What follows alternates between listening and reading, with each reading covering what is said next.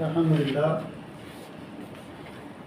আমরা নামাজ সম্পর্কে, নামাজ না পড়া সম্পর্কে অনেকগুলি গুরুত্বপূর্ণ কথা শুনলাম। সত্যিকার অর্থে কি আল্লাহর প্রতি মানানোর পরে যে আমলটা মুসলমানদের উপরে সর্বজনীনভাবে এবং সর্বদাই যে আমলটা ফরজ থাকে সেটা হলো নামাজ। অন্যান্য ইবাদত বন্দেগী কিছুক্ষণের জন্য হলো, জীবনে একবার হজ করলে আর হজ তার ফরজ না। বছরে একবার রোজা রাখলেই আর 11 মাস তার উপরে রোজা ফরজ, এটা আর পালন করা লাগে না। কিন্তু বিশ্বাস যেটা ঈমান, আর বাস্তবে আমলে নমাজ একজন মুমিনের উপরে ফরজ হওয়া অবধি মরণ পর্যন্ত তাকে কি করতে হবে? নামাজ আদায় করতে হবে। এই হলো নামাজের গুরুত্ব। মানে ইমাম বুখারী রহমতুল্লাহ আলাইহি বলেন যে আমি যতগুলো হাদিস মুখস্থ করেছি তা 2.5 লক্ষ হাদিস শুধু নামাজ সম্পর্কে আমার মুখস্থ ছিল। 2.5 লক্ষ। বুখারী শরীফের হাদিসের সংখ্যা কত? 7,000, যেগুলো একাধিক বর্ণনা করে। যদি এক বিষয়ের উপর ধরা যায় তাহলে মোটামুটি 4,000-এর বেশি। তার মধ্যে 3 ভাগের 2 ভাগ না হলে কাছাকাছি অর্ধেক নামাজ সম্পর্কে আছে। যে কোনো বইগুলো যদি পড়েন, হাদিসের কিতাবগুলো দেখবেন যে বইয়ের অর্ধেক, শুধু কিতাবের অর্ধেকগুলো শুধু নামাজ সম্পর্কে। তো নামাজের গুরুত্ব এরকম সমাজ আছে। কোরআন শরীফ তো পড়তে গেলে যে বুঝে যে আকিমুস সালাতা আকিমুস সালাতা আছে। একটু শুধু একটা পয়েন্ট বলতে চাই যে আল্লাহ রাব্বুল আলামিন এবং আমাদের নবী সাল্লাল্লাহু আলাইহি সাল্লাম নামাজকে যখন বলছেন আকিমুস সালাহ বা আকামুস সালাহ, তোমরা নামাজ প্রতিষ্ঠা করো, অথবা তারা নামাজ প্রতিষ্ঠা করেছে, অথবা সে প্রতিষ্ঠা করেছে, এ ধরনের শব্দ ব্যবহার করেছে। আরেকটা আরো আদা মানে আদায় করা। 2-1 জায়গাতে শুধু বলা হয়েছে কাজা নামাজ আদায় করেছে, প্রতিষ্ঠা করা কোনো বলা হয়নি। আদা শব্দটা আদায় করা, নামাজ আদায় করলাম, ফরজ নামাজ আদায় করা, সুন্নাত নামাজ আদায় করা, আদায় করাটাও ব্যবহার হয়। শব্দটা আরবিতে আদাউ শব্দটা কিন্তু নার মতো ব্যবহার হয়েছে, এগুলো কাজার ক্ষেত্রে বেশি। আর যখনই অগ্রিম নামাজ পড়ার কথা বলা হয়েছে তখন বলা হয়েছে কি আকিমু, আকামা, অথবা আকিমুস সালাত, নামাজকে বাস্তবায়ন করা। নামাজ আদায় করা এবং বাস্তবায়ন করার মধ্যে বিরাট ফরক আছে। একটা বাস্তবায়ন হলো কি নিজে যেমন পড়বো এবং নিচের অধস্তন যারা থাকবে তাদেরকেও কি করতে হবে? নামাজ পড়াতে হবে। হুকুম মানা এবং হুকুম বাস্তবায়ন করা, এটা সবচেয়ে উদাহরণটা পারফেক্ট হয়।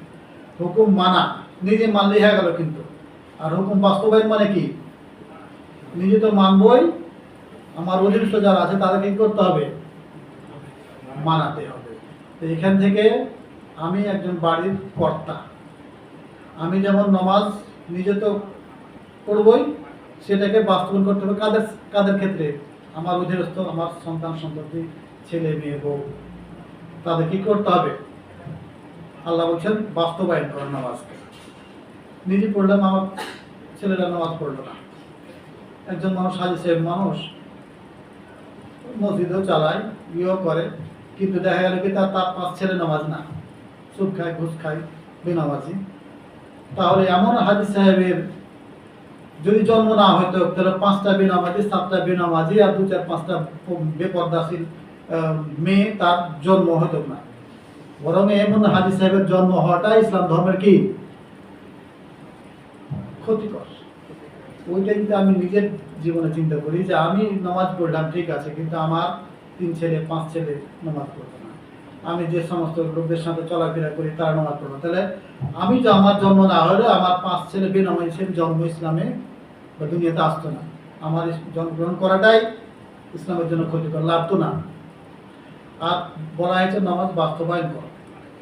একজন মালিক, দেশের যিনি চেয়ারম্যান, তার অধীনস্থ লোকদেরকে কি করতে হবে? আল্লাহর হুকুম বাস্তবায়ন করতে হবে। নামাজটা নিজে পড়ে চলবে না। ওই ধরনের যে যিনি দেশের প্রধানমন্ত্রী, ইসলামী হুকুমত হলে দায়িত্ব হবে, কিন্তু শরীয়তের পক্ষ থেকে তার দায়িত্ব আছে তার অধীনস্থ যত কর্মী থাকবে, প্রজা থাকবে, তাদেরকে কি করা? নামাজ বাস্তবায়ন করা। উমর রাদিয়াল্লাহু আনহু যেমন করতেন। একজন ফ্যাক্টরির মালিক, উনার উচিত যে উনার অধীনস্থ কর্মচারীদেরকে নামাজের সুযোগ দেওয়া। কারণ সে যদি ছুটি না দেয় তাহলে তো নামাজ পড়তে পারবে না, ছুটি না দিলে পরে বেতন কেটে নেবে, কিছুটা হলেও তো সে পাবে। বড় উচিত ছিল কি, যেহেতু তার অধীনে কাজ করে তাকে কি করতে হবে, নামাজ পড়াতে হবে। এইভাবে অধীনস্থ যার যত আছে প্রত্যেকের নামাজ বাস্তবায়ন করতে হবে। এটাই কোরআন শরীফে এবং হাদিসে এটা হুকুম করা হয়েছে, আকিমা বাস্তবায়ন করে, বাস্তবায়ন করতে। তো বাস্তবায়ন আমরা কতটুকু করি নিজেরাই বুঝবো। একটা সমাজ, একটা পরিবার পাওয়া খুব মুশকিল, শতকরা মিলবে কিনা যে 5জন 10জন সদস্য 10জনই নামাজি, এবং এই 10জন সদস্যের সাথে যাদের সম্পর্ক আছে তারা সবাই নামাজি, এমন ফ্যামিলি খুঁজে পাওয়া খুবই মুশকিল। বরং সৌদি আরবে দেখবেন কফারত খায়, এই কামার টাকা দিয়ে এই কামার বানাই না, মেলা দস্তুটি আছে, কিন্তু নামাজের সময় ঠিকই নামাজ পড়ে। আবার দেখবেন যে জুব্বা এমন করে ই করেছে, দাড়ি টাড়ি তো নাই, জুব্বা পাঁচে ছেঁচড়ে, কিন্তু নামাজের সময় যে কি করে সিগারেট টানছে, অসুবিধা নাই, কিন্তু নামাজটা পড়ে। সৌদি আরবে এই জিনিসটা কিন্তু আছে, নামাজের গুরুত্বটা তারা বোঝে। দেখেন পাগল যত আছে, কেন বেনামাজি পাগল একটাও নেই।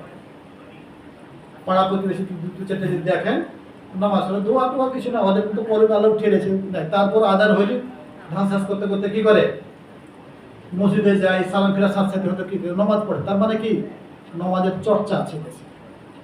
পাপ যাই করুক না করুক, নামাজ নামক ইবাদতটা যে গুরুত্ব ইসলামে আছে, এটা এখানে কিন্তু বোঝা যায়। আর আমাদের দেশে আপনি যদি হাজি সাহেবের দোকানেও চাকরি করেন, নামাজের জন্য ছুটি দিবে না, অথচ নিজে হাজি সাহেব মসজিদও চালায়, একটা ইমাম সাহেবের বেতনও দেয়, মাদ্রাসাও চালায়, কিন্তু আর কর্মচারীকে ছুটি দেবে না নামাজ পড়ার জন্য। আপনি হাজি সাহেবের দোকানে চাকরি করে নামাজ পড়তে পারবেন আপনি না? নামাজের চর্চা যেটা খাওয়া উচিত সেটা কিন্তু না, কিন্তু সৌদি আরবে আছে, এটা এখনো আছে। আল্লাহ যেটুকু নষ্ট হয়ে গেছে সেটুকু দোয়া করে আল্লাহ যেন আবার ফিরিয়ে দেয়। কিন্তু আমাদেরকে ব্যক্তিগতভাবে কি করতে হবে, চেষ্টা করতে হবে, বুঝাতে হবে, নিজে যেমন অনুধাবন করতে হবে ওকে বুঝাতে হবে। ইমাম তাইমি রহমতুল্লাহ আলাইহি বলেন যে আপনি সত্যিকার অর্থে মুমিন কি না মুমিন একটু বোঝার জন্য এটা হলো কি, যে নেকির কাজ যখন আপনি করবেন তখন আপনার মনটা খুব আনন্দিত হবে, আর পাপ কাজ যখন করবেন তখন মনে অন্তরে ব্যথা আসবে। এটা যদি মনোভাব হয় তাহলে বুঝবেন কিছুটা হলো আপনার ঈমান এখনো আছে। নেকির কাজে খুশি, আর পাপ কাজে কি, আর আমাদের পুরা উল্টা। 10 টাকা হারিয়ে গেলে, চুরি হয়ে গেলে, ক্ষতি হয়ে গেলে মনে খুব কষ্ট। আর 2 নম্বরে করে যে নামাজ না পড়ি খুব ব্যবসা চলছে, খুব চলছে, আনন্দ হয়, এত টাকা লাভ করবে, এত টাকা লাভ করলে, এত টাকা, কিন্তু পয়সা ক্ষতি গেলে গিয়ে তখন দুঃখ পায়, নামাজ চলে গেলে দুঃখ নেই। তো এগুলো যেন আমরা বুঝি, সত্যিকার অর্থে নামাজের চর্চাটা যদি ঠিক থাকে অন্য ইবাদত বন্দেগী শীঘ্রই করতে হবে। আর নামাজ যদি থাকে তাহলে তার হিসাব হবে, অন্য হিসাব হবে, আর নামাজ না থাকলে পরকালে হিসাব হবে। আমরা তো জানি যে সর্বপ্রথম হিসাব কিসের নেওয়া হয়, আরটা কিসের বলে, রক্তের দাম। কে প্রবলিত করে থাকলে কারো হক নষ্ট করতে সেটা রাখতে হয়। এই যে হক, মানুষের হক আর আল্লাহর হক হলো নামাজ। দুটা ফয়সালা আগে হবে, একটা হবে নামাজ আর একটা হবে কি, বান্দার হক হলো হত্যা। কারো তো অন্যায় করে থাকেন, কারো যদি মেরে থাকেন, কাউকে হত্যা করে থাকেন, এটা হিসাব হবে। আর একটা হিসাবে আল্লাহর হক, যেটা নামাজ।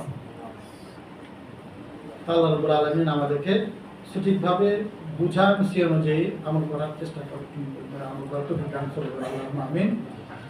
তো ভাইজান, অন্যান্য মাসের মতো আজকে আপনারা কিছু পকেটে হাত দেওয়ার চেষ্টা করবেন। আমাদের আব্দুল বাসির ভাই আসেন।